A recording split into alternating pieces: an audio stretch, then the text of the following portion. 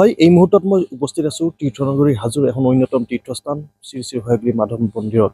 আৰু এই মাধৱ মন্দিৰত প্ৰতি বছৰে অনুষ্ঠিত হৈ আহিছিল বুলবুলি চৰাই খেল। আৰু এই স্থানতেই প্ৰতি বছৰে অনুষ্ঠিত হৈ আহিছে এই বুলবুলি চৰাই খেলখন। আৰু যিহেতু 2015 চনৰ পৰা ন্যায়ালয়ৰ এক নিষেধাজ্ঞাৰ পিছতে এই বুলবুলি চৰাই খেল বন্ধ হৈ আছিল, যদিও 2024 চনত পুনৰবাৰ অনুষ্ঠিত কৰা হৈছিল বুলবুলি চৰাই খেল। ৰাজ্য চৰকাৰৰ যি ৰাজ্যিক কেবিনেটৰ সিদ্ধান্ত মৰ্মে আচলতে অনুষ্ঠিত হৈছিলে বুলবুলি চৰাই খেলখন, যদিও পুনৰবাৰ এটা প্ৰকৃতিপ্ৰেমী সংগঠন পেটা ইণ্ডিয়াৰ এক অভিযোগৰ ভিত্তিত পুনৰবাৰ গুৱাহাটী উচ্চ ন্যায়ালয়ে বন্ধ কৰিছে এই বুলবুলি চৰাই খেলখন। যিহেতু বুলবুলি চৰাই খেল অনুষ্ঠিত নহয়, আৰু তাৰ পাছত ইতিমধ্যে হাজোবাসীয়ে ইতিমধ্যে প্ৰতিক্ৰিয়া প্ৰকাশ কৰিছে। যিহেতু মন্দিৰ পৰিচালনা সমিতিৰ সদস্যসকল আছে, তেওঁলোকেও আমাৰ সৈতে উপস্থিত আছে, তেওঁলোকৰ পৰা আমি জানিব চেষ্টা কৰিম। যিহেতু আচলতে ক'ব লাগিব হাজোবাসীৰ আচলতে আৱেগ জড়িত হৈ থকা এই খেলখন পুনৰবাৰ অনুষ্ঠিত হোৱাৰ কথা আছিল, যিহেতু 2024 চনতো অনুষ্ঠিত হৈছিলে খেলখন। আৰু এইবিলো আচলতে হাজোবাসীৰ যথেষ্ট আশা পুহি ৰাখিছিল যাতে খেলখন অনুষ্ঠিত হয়। কিন্তু পেটা ইণ্ডিয়াৰ যি অভিযোগৰ ভিত্তিত গুৱাহাটী উচ্চ ন্যায়ালয়ে পুনৰবাৰ এই খেলত যি অনুষ্ঠিত কৰাৰ আচলতে বাধা আৰোপ কৰিছে। আৰু যিহেতু মন্দিৰ পৰিচালনা সমিতিৰ লোকসকল আছে, তেওঁলোকৰ পৰা জানিব চেষ্টা কৰিম। পুনৰবাৰ বন্ধ হোৱাৰ দিশে গৈ আছে বুলবুলি চৰাই খেল। হাজোবাসীৰ আৱেগ জড়িত হৈ আছে এই খেলখনত। ৰজা প্ৰমত্ত সিংহৰ দিনৰ পৰা চলি আহিছে খেলখন, কি ক'ব আচলতে? হয়, ইয়াত এই বুলবুলি চৰাই খেলখন হাজোবাসীৰ এটা আৱেগ জড়িত হৈ আছে। আমি 2015 চনত যেতিয়া উচ্চতম ন্যায়ালয়ৰ এক ৰায়ৰ ভিত্তিত এই খেলখন বন্ধ ৰখা হৈছিল, তেতিয়া আমি আদালতৰ ৰায় মানি লৈছিলোঁ, কাৰণ আদালতৰ ৰায়ৰ বিৰুদ্ধত কোনো নহয়।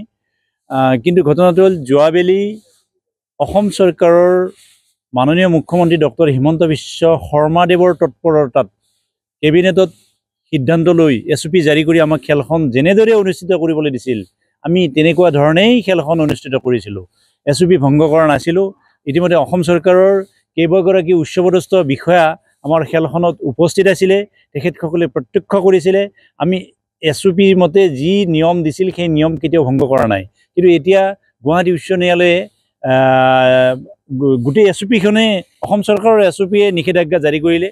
গতিকে এইটো এতিয়া অসম চৰকাৰৰ ওপৰত নিৰ্ভৰ কৰিব তেখেতসকলে কেনেকুৱা ধৰণে শপতনামা দাখিল কৰে। কিন্তু এইটো কথা কওঁ যে কোৰ্টৰ মজিয়াত যিবিলাক তথ্য দাখিল কৰা হৈছে যে এই চৰাইৰ ওপৰত নিৰ্যাতন চলোৱা হয়, এইবোৰ মিছা তথ্য দিছে। আনকি মাৰিজুৱেনা নামৰ এবিধ সামগ্ৰী খোৱাৰ যি কথা কোৱা হৈছে, মাৰিজুৱেনা হাজোবাসীয়ে নাজানে এইবিলাক কি হয়। গতিকে তেনেকুৱা মিছা তথ্য আচলতে দিব নালাগে। আৰু চৰাইৰ নিৰ্যাতন কেতিয়াও নহয়। এই চৰাইবোৰ খেল অনুষ্ঠিত হোৱাৰ পিছত আলফুলে চৰাইবোৰ এৰি দিয়া হয়, আলফুলে ধৰি অনাও হয়, আৰু আলফুলে চৰাইবোৰ এৰি দিয়া হয় প্ৰকৃতিত। আৰু অত্যাচাৰ কৰা নহয়, কেতিয়াও অত্যাচাৰ নহয়, কেতিয়াও নিৰ্যাতন নহয়। আৰু আপোনালোকে দেখিব যে এই সময়ছোৱাত এই মন্দিৰৰ যিখিনি ঠাইত খেল অনুষ্ঠিত হয়, সেই আশে পাশে জাক জাক চৰাই আহি ইয়াত ঘূৰি আছে, তেওঁলোকে নিজৰ মাজতে যুঁজ বাগৰ কৰি আছে। আমাৰ ঘৰৰ চাৰিওফালে চৰাইবোৰ আহিছে, এই সময়টোতে আহে। কাৰণ কিয়? এই সময়ত এটা আমাৰ লোকবিশ্বাস আছে যে মাঘ বিহুৰ দিনা শ্ৰী শ্ৰী হয়গ্ৰীৱ মাধৱে এই খেলখন উপভোগ কৰে বুলি। গতিকে এইটো আমাৰ হিন্দু পৰম্পৰা, আৰু এই হিন্দু পৰম্পৰা শেষ কৰিবলৈ এচাম ন্যস্ত ব্যক্তি জড়িত থকা যেন আমাৰ কিন্তু অনুভৱ হয়। তেওঁলোকে কোৰ্টক বিপথে পৰিচালিত কৰিবলৈ গৈছে কিছুমান ভুল তথ্যৰে। গতিকে সেইবিলাক আমি নিশ্চয় সময়ত মষিমূৰ কৰাৰ চেষ্টা কৰিম, আৰু আমি পৰম্পৰা ৰক্ষা কৰি এই খেলখন চলাই আহিছিলোঁ। এতিয়া কোৰ্টে বাধা দিলে আমাৰতো উপায় নাই। আমি 2015 চনৰ পৰা বন্ধই ৰাখিছিলোঁ, আৰু কোৰ্টৰ ৰায়টোৱে আছিল মহামান্য উচ্চতম ন্যায়ালয়ে ৰায় দিছিল জালিকাট্টিৰ ওপৰত। কিন্তু আমাৰ বুলবুলি চৰাইটো তেওঁলোকে টানি লৈ গ'ল। সেইটো স্পেচিফিক নিৰ্দেশ নাছিল বুলবুলি চৰাই খেল বন্ধ কৰাৰ কাৰণে। কিন্তু এইবেলি গুৱাহাটী উচ্চ ন্যায়ালয়ে স্পেচিফিক ধৰি দিছে যে ম'হ যুঁজ আৰু বুলবুলি খেল বন্ধ ৰখা হ'ব। কিন্তু ভোগালী বিহুৰ আমাৰ আকৰ্ষণীয় এইটো অনুষ্ঠান, এইটো ভোগালী পৰম্পৰা। গতিকে এই পৰম্পৰা শেষ নহ'বলৈ আমি আশাবাদী। অসমীয়া হিচাপে সগৌৰৱে কওঁ যে এই ম'হ যুঁজ আৰু বুলবুলি খেলে অসমীয়াত্বৰ এটা স্বাভিমান আছে, আৰু এই স্বাভিমানত কুঠাৰাঘাত কৰিব নালাগে। আমি পুনৰবাৰ কৈছোঁ যে আদালতেও এইটো নিশ্চয় বিবেচনা কৰিব, আৰু খেল অনুষ্ঠিত কৰাৰ কাৰণে নিশ্চয় আমি আশাবাদী আৰু অনুষ্ঠিত কৰিব পাৰিম। ধন্যবাদ জনাইছোঁ। আৰু এগৰাকী ব্যক্তি আছে যিহেতু বছৰ বছৰ ধৰি আপোনালোকে দেখি আহিছে, আপুনি এই মন্দিৰৰ লগতে জড়িত, কি ক'ব আচলতে পুনৰবাৰ বন্ধ হ'বলৈ গৈ আছে বুলবুলি চৰাই খেল, এছঅপি ইতিমধ্যে বাতিল কৰা হৈছে অসম চৰকাৰৰ। নমস্কাৰ, মই কমল ভাগৱতী। আমাৰ এই যে সাতাম পুৰুষীয়া পৰম্পৰাগতভাৱে বুলবুলি চৰাইৰ খেলখন চলি আছিলে ইয়াতে, আজি আৰু এটা নতুনকৈ এটা মেছেজ পালোঁ আমি যে খেলখন বন্ধ হ'ল। কিন্তু সনাতনী ধৰ্মৰ মতে চৰাইকটো পূজা কৰা হয়। আমি যেতিয়া মানুহৰ বাধা বিঘিনি হয় তেতিয়া চৰাই মুকলি কৰি দিওঁ, অৰ্থাৎ বায়ুমণ্ডলত কিবা বাধা বিঘিনি পালে চৰাই সংকেত দিয়ে চাগে, নহয় জানো?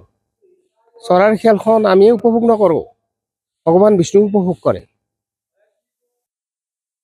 এইটো এটা মহামান্য আদালতে বিবেচনা কৰিব বুলি মই বহুত আশাবাদী। তাৰ লগত আমাৰ ভোগালী বিহু অতি সুন্দৰভাৱে উদযাপন কৰিবলৈ সুবিধাকণ কৰি দিব, এই মোৰ বিশেষ অনুৰোধ। এয়াই আছিল আচলতে মন্দিৰৰ এগৰাকী পূজাৰী। হয়, নিশ্চয়কৈ ক'ব লাগিব আচলতে যিহেতু এটা সাতাম পুৰুষীয়া পৰম্পৰা, ৰজা প্ৰমত্তহে দিনৰ পৰা আচলতে যুগ যুগ ধৰি এই পৰম্পৰা হাজোবাসীয়ে দেখি আহিছে, হাজোবাসীয়ে পালন কৰি আহিছে।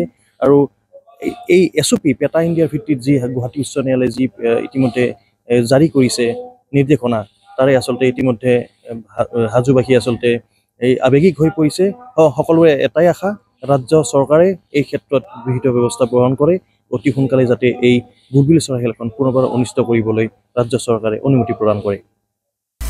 আপুনি বিচৰা বাতৰি পাব কেৱল নিউজ 18 এপত। নিউজ 18 এপ ডাউনলোড কৰিবলৈ স্কেন কৰক এই QR কোড। গুগল প্লে ষ্টৰতো পাব এই নিউজ 18 এপ।